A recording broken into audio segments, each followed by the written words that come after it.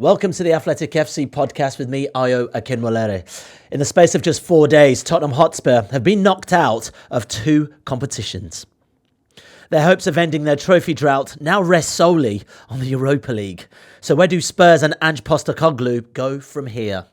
With us today, we have our Tottenham Hotspur correspondent, Jack Pitt-Brooke, and lead writer for the Athletic FC newsletter, Phil Hay, as well. Good to have you with us, gents. Jack, let's get into this. Defeat to Liverpool and Aston Villa in the League Cup and FA Cup, ending Spurs' hopes of domestic silverware this season. How damaging are those 2 defeats for Ange Postecoglou? Yeah, it's been a really bad few days for Tottenham. I think all season there's been a school of thought which is that, yes, the league form is really bad. No one can look past that. But if they can just do something in the cups, then it will kind of all be okay. Like, people will, at the end of the season, if they get a big trip to Wembley, if they get a big cup final, people won't care whether they're 6th or 10th or 16th in the league table. And so this has always been in the back of people's minds, right? That they could get that vindication through the domestic cups. And so to go out of both of them within 4 days of each other, particularly having, got all the way through to the semi-finals of the League Cup, they beat Manchester United, they beat Manchester City, they even beat Liverpool 1-0 in the first leg, they were looking pretty good.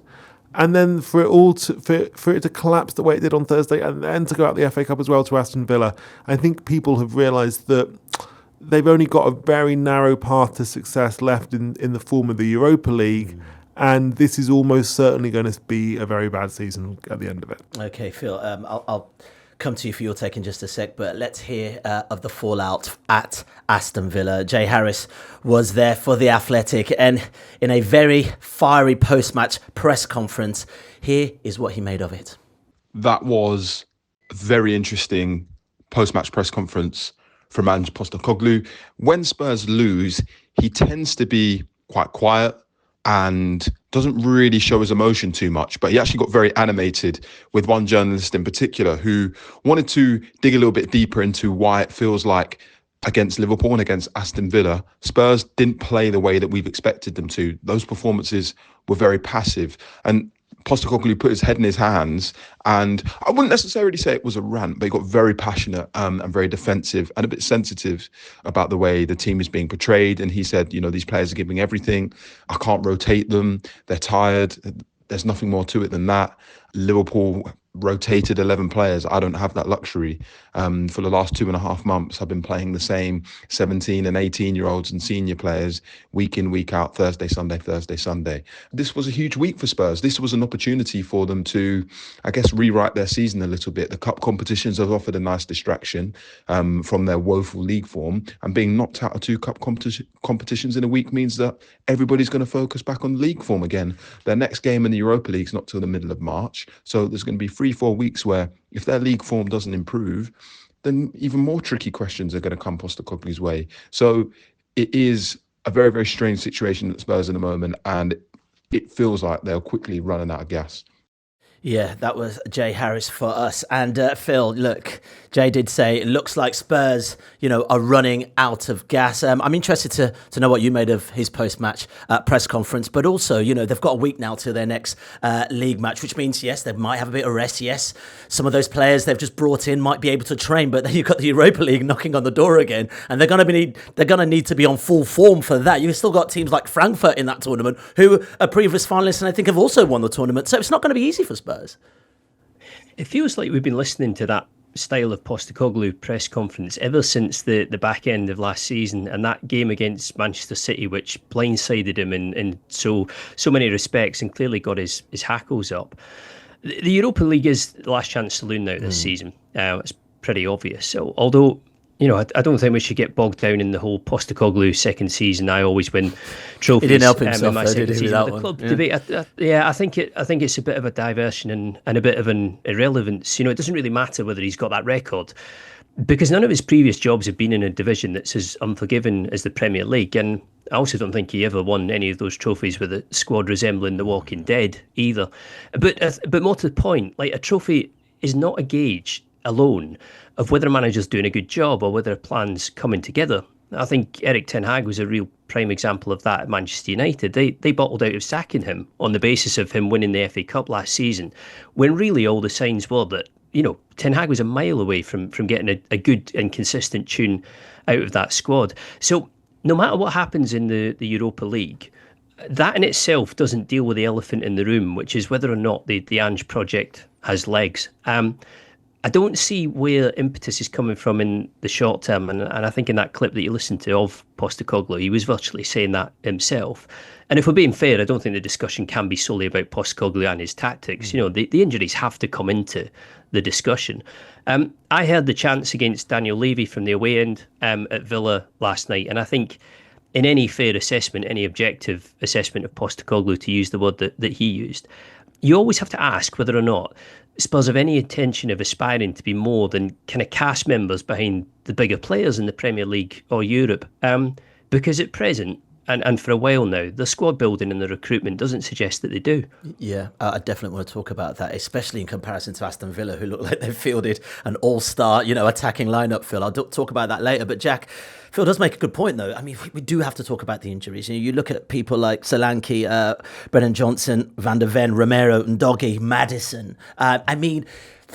Postecoglou was really positive in terms of, really boosting his players and saying, look, these players have given everything this season. Give them 2.5 months. You've got 18-year-olds on the pitch. You've got 17-year-olds on the pitch. They've done a stellar job. But they have been depleted by injuries as well. Yeah, massively. It is completely unavoidable as an explanation for why they've been so bad this season. They've missed most of their best players for, it feels like, most of the season. Vicario's not played in months. Van der Ven came back for 45 minutes, then back out the team again recently. Romero's not been seen in months. Solanke, who they're so dependent on, is currently out with a knee injury. They've had muscle injuries to Doggy, who's so important. Werner, Brennan Johnson, Maddison, almost the whole team, almost every single player. And this is a thin squad as well. This is not a squad which I think can cope with these kind of problems.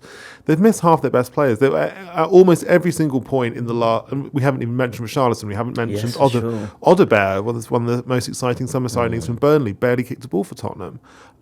At almost every given moment in the last few months, they've had at least 10 players out injured. And they just can't cope with it. Nobody can cope with it, and Tottenham certainly can't cope with it. So I think it's completely unavoidable as an explanation, and it's something that has to be factored into any analysis or judgment on this season. It's quite tricky though, because what other choice do they generally have? And I can see Postecoglou's frustration when people ask him this question. I mean, what do you expect him to do? Can't pull a rabbit out of a hat. It's back to what Phil maybe was talking about as a wider recruitment conversation, but he can't help the cards he's sort of been dealt at this point. Exactly, yeah. He can't, he can't sign lots of replacement players. He can't make adjustments to the squad mid-season beyond what they were able to do in the January transfer window, which was fine. They got 3 players in who they desperately needed, but it's just not up to Postecoglou. He doesn't choose the makeup of the squad, really. It's obviously done with the club. So yeah, I do have a lot of sympathy with him on this point. It's clearly depleted his ability to play the football he wants to play, and clearly that is why in the last few months Tottenham have not really played, what you might call Ange ball. They've just played fairly generic 4-2-3-1, fairly unconventional football, which worked for a while. But even then, the problem is that all the players who are not injured, who have been playing twice a week, every week for the last 3 months, are now so exhausted. I'm thinking particularly people like Son, Kulusevski, Pedro Porro, increasingly Archie Gray, Dragusin before he did his ACL. All those guys are now, I think, so tired that they can't really replicate the kind of performance levels that you would want from them. Jack, looking at the team that started at Villa Park, there were a lot of teenagers. I mentioned it at the top of the pod there. Gray, Bergvall, Moore, Tell, obviously a brand new addition. And you've also got the 21-year-old goalkeeper, Kinski. And of course, look, they've been thrown in early due to the injury crisis they're facing. But as well as waiting on injuries, is this a squad with the very nature of how it's been constructed in terms of, buying younger players? Is it worth Spurs fans just having patience right now? Because yes, they've brought these kids in, but we probably won't see the fruit of this labour for maybe next season, maybe the season after. Yeah, I think Spurs fans you can be patient in a long-term sense, recognising that they have a lot of teenage players who will, I think, be very, very good players a few years down the line. Like, again, on top of the teenagers that you mentioned there, there's Ayo who remains injured, but is also very young and came in with a big reputation. So I think long term this will be a good transfer policy for Tottenham to have pursued. But I think in the short and medium term, it's obviously a big problem because they came into this season, I think, with a squad that basically took a series of risks because they didn't have enough backup. They didn't have a good backup goalkeeper. They didn't have a fourth centre-back. They didn't probably have enough backup at full-back. They certainly didn't have enough backup in midfield, up front, on the wing. Like every single position, I think Tottenham were thin.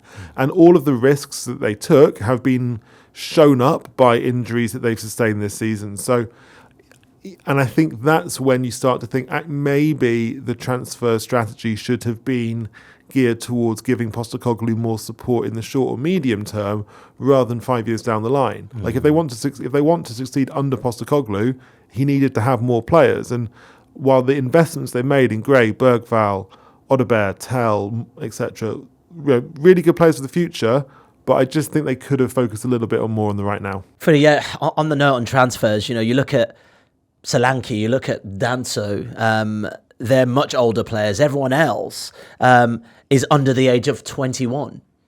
Yeah, two really good points I think Jack's made. The first is the way in which Ange Ball has just kind of disappeared and we don't really speak about it anymore. And I would assume that from Postecoglou's perspective, that's because it has become impossible for him to implement it properly, given how few players he's got available. And yeah, you're right.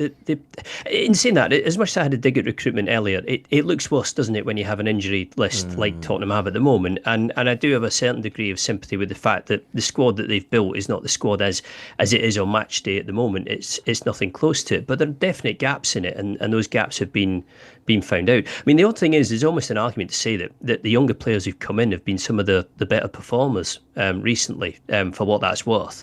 There hasn't been a whole lot of stepping up from the more senior faces around them. And in the long term, I doubt this will damage any of them individually, because there's some massively talented kids there. Gray and Bergvall look like really serious prospects. And between Kinski's price and what I've seen of him so far, I'm intrigued to see how good he gets.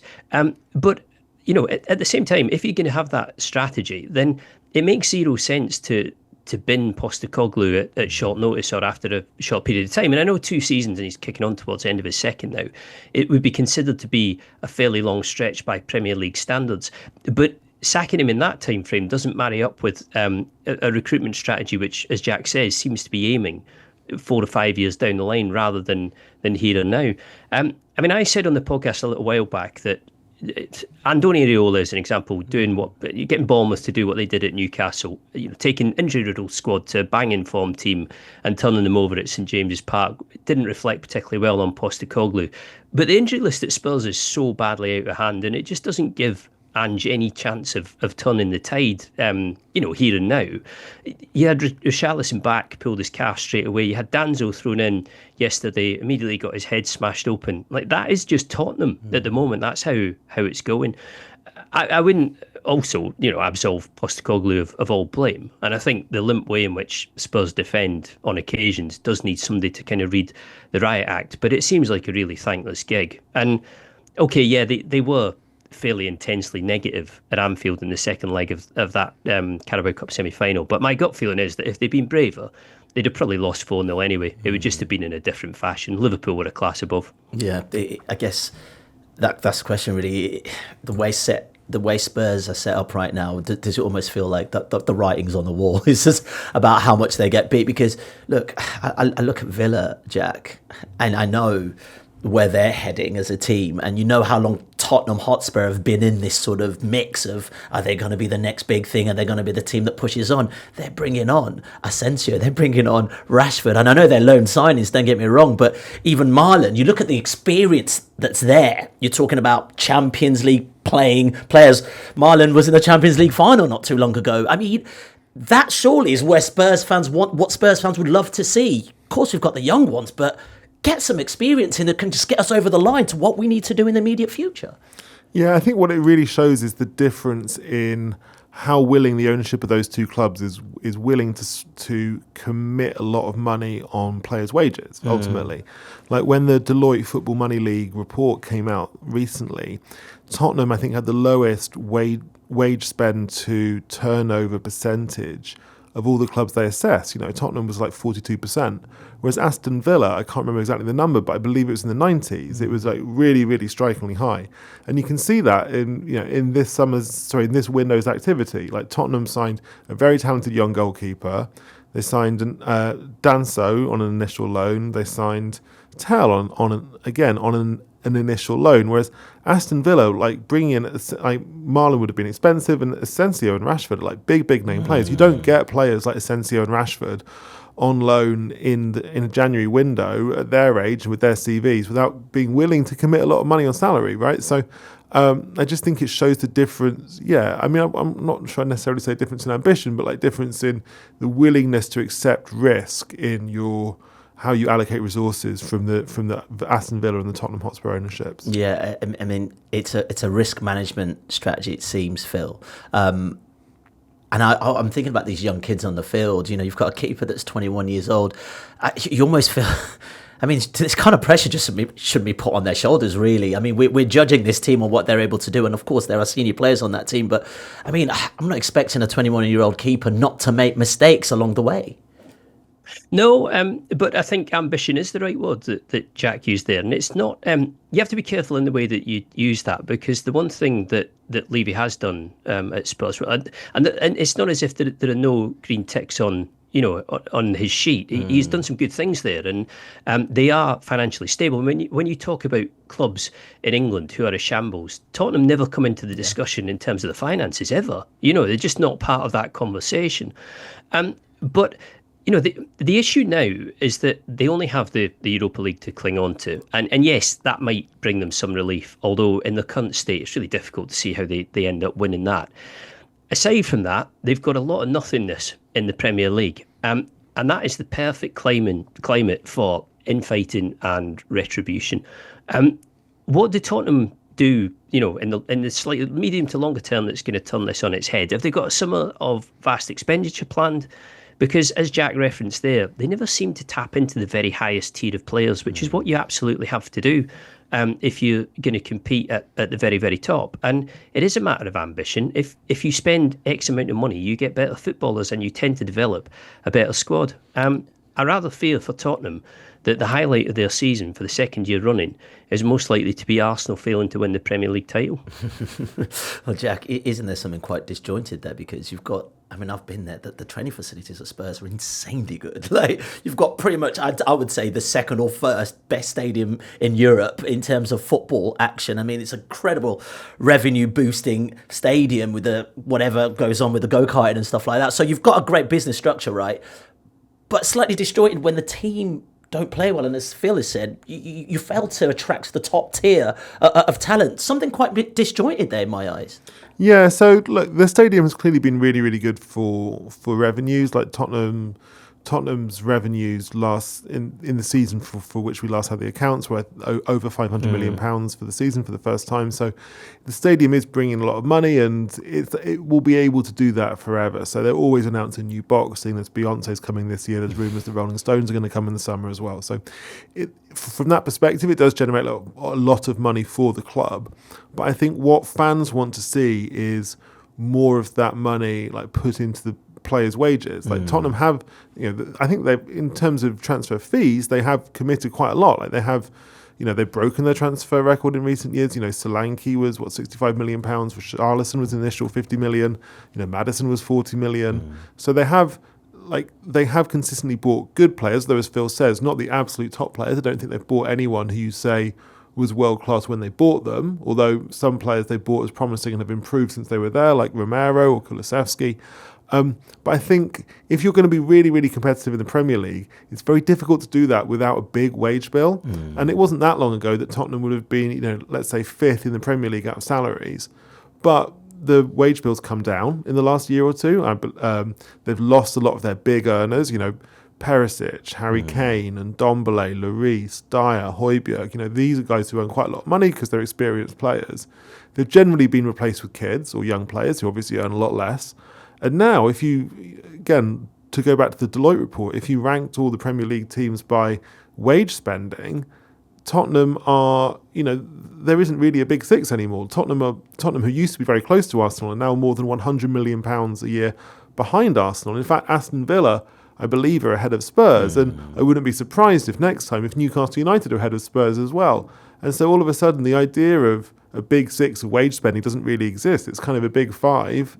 And then you've got Tottenham, Villa, Newcastle, and Spurs aren't even top. I don't think next year Spurs would necessarily be top of that group of three. So clearly it's a big gap that has to be made up if you want to be competitive in the league. Yeah. Well, Jack, after yesterday's match, I got a text off a Spurs fan. He's a really good mate, and I think he only texted me as he knows we're probably going to do a podcast on Spurs. But he basically said, "Look, it's been a bad week. Outplayed in 2 matches in a row, out of 2 cups, running out of things to hold on to." The question is, how much belief do you think there is then left in this project at this point in time with Spurs? Postecoglou can talk about the future and this team coming together and him thinking they can compete at the highest level, but right now, I mean, there's a lot of disheartened fans out there. Yeah, there certainly are, and I do think that the last few days has really put a big dent in the mood of the fans, which wasn't exactly positive a week ago, but I think is now much worse than it was. I do think, if we're looking for positives, I'd say that I think the players are still on board with the manager and the manager's ideas in a way which is very different from the end of the Mourinho era or the end of the Conte era, when really it was clear that the players were very, very fed up. So I think he retains the enthusiasm to an extent of the players, and the fact that they're still in Europe does give the opportunity, at least in theory, for Spurs to win a trophy. So I think it's just important that they kind of manage to find some of that energy and enthusiasm within themselves, as hard as that seems now, so they can maybe have a bit of a run at the Europa League in March and beyond. Yeah. Phil, is this slightly different to the Gary O'Neills and Sean Dyches of this world? We've talked about that sort of point of no return. You can always see in the demeanour of managers in press conferences, they just look battered down, and you're like, how long is this going to last for? Do we get a sense that there's actually a bit more investment in Postecoglou? Because what's the point, I think it was either you or Jack said, what's the point of buying all these players if you're not going to invest in this manager to sit in the seat to see how it all flourishes? This all depends on Levy, doesn't it? I mean, it's his decision ultimately, and he doesn't seem to me, and I don't think I'm telling anything they don't know here, many other people would say the same, doesn't seem to me like a man who's swayed by sport or sentiment particularly, certainly not by the media, maybe as Jack suggested there, more so by the players and their attitude and how they're feeling about Postecoglou, and I would suspect in the past very much by what his manager or head coach is actually saying. Postecoglou's been pretty careful to this point, for all the frustration about injuries and depth of the squad and everything else, not to actually cross swords with Levy or the board. He's been really careful in treading that line. Levy, from what I've seen of him over the years, tends to take a course and stick with it until he decides that, or the people around him, along with him, decide that enough's enough. You rarely hear a word from him. He's interviewed so infrequently. So who really knows what he's thinking? And I think that is the most crucial aspect for Postecoglou at the moment. The injury list must offer some mitigation. I mean, it has to. But at the same time, I'd be surprised if Spurs hierarchy weren't a bit worried by quite a lot of what they're seeing.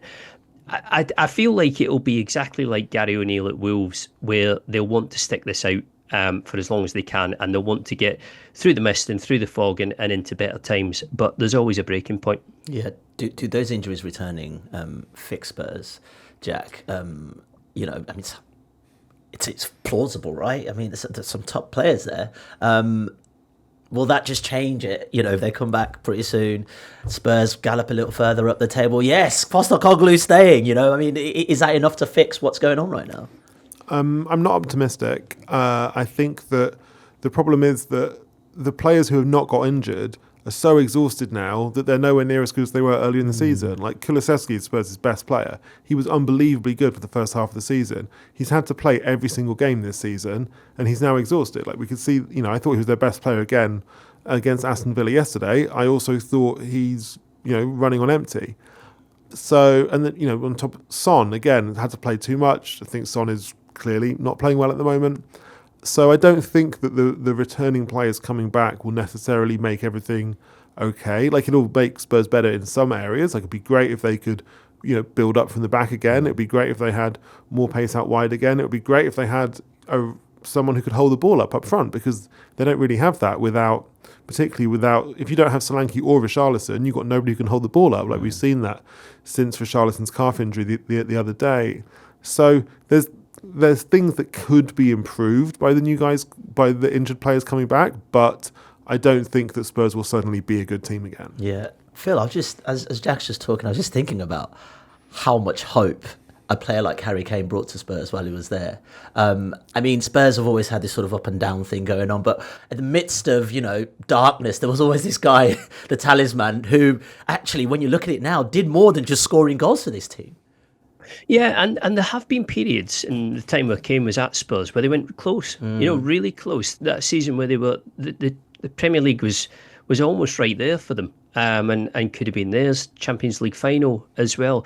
It's not as if they haven't been in the mix, and I think it is a bit of I don't know whether you said dereliction of duty, but they've missed the opportunity to capitalise on that. They've gone backwards at quite a severe rate, and I think you would say they've gone backwards from last season to this as well. Again, the loss of players has definitely made a difference. But I was writing about this in the newsletter this morning, and I was saying that if Postecoglou survives the run-in and gets to the summer, and we'll see whether that happens, he's going to have less breathing space next year than those aliens in Toy Story and that little spaceship. He's going to be under extreme pressure, and in order for him to get out of that bubble and to get into smoother waters, he's going to have some serious support from the transfer market, and you never quite feel confident that Spurs are going to deliver that. Yeah, that's a good point, actually. Actually think about the transfer market. It's easy to look at it now, but what do you think that money has been spent since Harry Kane left to Bayern Munich in terms of rebuilding this squad? Because Phil makes an interesting point there, actually. The money came in, but they don't seem to have moved forward since then. Yeah, I think it can't be emphasised enough how important Kane, and also, if we're honest, Son, when he was at his best, were. Like, for years Tottenham were able to play badly and win, because if you've got two world-class strikers, you can play badly and win. And now they don't have Kane. Son is clearly in decline, and they just find it so much harder to do anything. I think with that kind of, that kind of safety net, comfort blanket, however you want to phrase it, removed. I think Spurs in the transfer market, they've done okay. I think Fabio Paratici bought quite a lot of good players when he was at the club. Recently, some of the guys they bought have been fine. I think their policy of buying very talented teenagers will pay off a lot in the end. I think Gray and Bergvall are very, very good. Probably have to wait and see a bit on Tell and Odebear. Kinski's clearly very gifted too. I just think they didn't come in with enough players, really. I think the squad was too thin, and I think that there were a series of players in the summer who were linked with Spurs, who they were interested in, who were more experienced than the guys who they went for, and they didn't end up doing deals for any of them. They definitely looked really hard at Jacob Ramsey at the start of the window. Now, Ramsey would have been about 50 million, and they had a small window to do this back when Aston Villa had the PSR challenges, and this is before Villa sold, I think it was Diaby to Saudi Arabia and Douglas Luiz to Juventus, but Spurs didn't do it. And obviously then Ramsey scores against the opening against Tottenham yesterday. Conor Gallagher's a player that Ange Postecoglou was really interested for a long time. Wouldn't have been cheap. Chelsea might not have wanted to sell him to Tottenham. He might not even have wanted to go to Tottenham himself, but he went to Atletico Madrid. Pedro Neto went from Wolves to Chelsea. Eberechi Eze, everybody knows his release clause. Tottenham didn't meet it. He's still at Crystal Palace. So there were if they'd really been committed to Postecoglou succeeding right now, rather than building the squad for 5 years' time, there's any number of Premier League established players who they could have gone for, and they would have cost a lot. They would have cost big fees and big salaries too, because those guys don't come cheap. But I just think that the Tottenham transfer strategy was almost too far-sighted. It was too focused on the distant future, and probably not sufficiently focused on the here and now. But that the problem is they have clearly come into the season without enough players for the here and now. Yeah, where do they go from here, Jack? How much longer can this kind of continue without any action being taken? I mean, it's I guess it always falls on the manager, but I'm sure it's much deeper than that, surely. Well, yeah, it's a great question. I still think that. I mean, it's telling that Postecoglou is still the manager, right? Like, Conte. Lots of other Tottenham managers have been sacked from much better positions than Tottenham are now in. Conte, Mourinho, Pochettino, Nuno, AVB, Harry Redknapp, Martin Jol. Like the list goes far into the distant past, right, of Tottenham managers who've been sacked with the team in a better position than Spurs are now. That said, I think right now it's difficult to see exactly what the short-term benefit would be to sacking Postecoglou. I don't think there are many very good options on the market out there, so that if they were to sack him, they could bring in somebody who would immediately improve the team. My guess is that they give him a bit more time. They allow the players to come back. They see how they do in Europe. And it'd be great if they won the Europa League. I don't think it's impossible, but I think it's probably unlikely at this point. And then maybe sit down in the summer and have a bit of a think about what they might do next. Postecoglou does have a contract for next season. He signed a 3+1 deal when he took the job in 2023. So yeah, it's certainly an unusual situation they're in at the moment, but I think they will probably, roll it on for a bit longer. Phil, is it easy to say, any failure of management is also a failure of the club and their recruitment in general? Because we've spoken about recruitment a lot. I just said it to Jack there, Ange Postecoglou will take the flak, but this is a much deeper conversation, surely, about how the club is run. You do have occasions where managers or head coaches couldn't have been backed any more than they have been, and where you do have coherent strategies in the background that they just can't take advantage of. But generally, you're right. When things fail, it tends to be a failure by committee rather than one individual who's on the touchline. And I do think we've moved into an era now where there's certainly far more. There's been a focus on owners for a long time now, going back probably 10, 20 years. A really good piece written a long time ago about Peter Ridsdale at Leeds, saying that he was the first chairman who tried to put himself out there as a bit of a face and a personality, rather than the good old days when literally the only person who ever really spoke or represented the club was the manager. It just isn't like that anymore. But a lot more pressure now on sporting directors and technical directors, because supporters are far more aware of their presence and far more aware of their input and far more inclined to judge it. I mean, I always think of Levy when I think of the hierarchy at Spurs, because he leads it. And there, as I said earlier, there are aspects of his work that you have to give him credit for. The creation of the stadium being number one. It's as high end as any sports arena this side of the US. The NFL is like the market leader for spectacular stadiums. And if you plonked Spurs in the middle of the NFL, it wouldn't look at all out of place. Hence why the NFL Europe games are gravitating towards Tottenham more and more. And he has kept the finances, strictly in check. As Jack referenced, the football expenditure to turnover ratio is low by the standards of most clubs. And it does maintain a stable business, but it is also an outlier, really, in the Premier League. Not many clubs are doing what they're doing. And you have to say that while it might be a virtue, is it getting them anywhere in competitive terms? And the answer is, at this stage, not really. And ultimately, the supporters will always ask, are stable finances enough? Because there's no getting away from it. Tottenham don't go big, or they don't go big enough. It seems to me that they're very obviously behind a curve. So Levy does have ways of defending this model, and I'm sure he would do.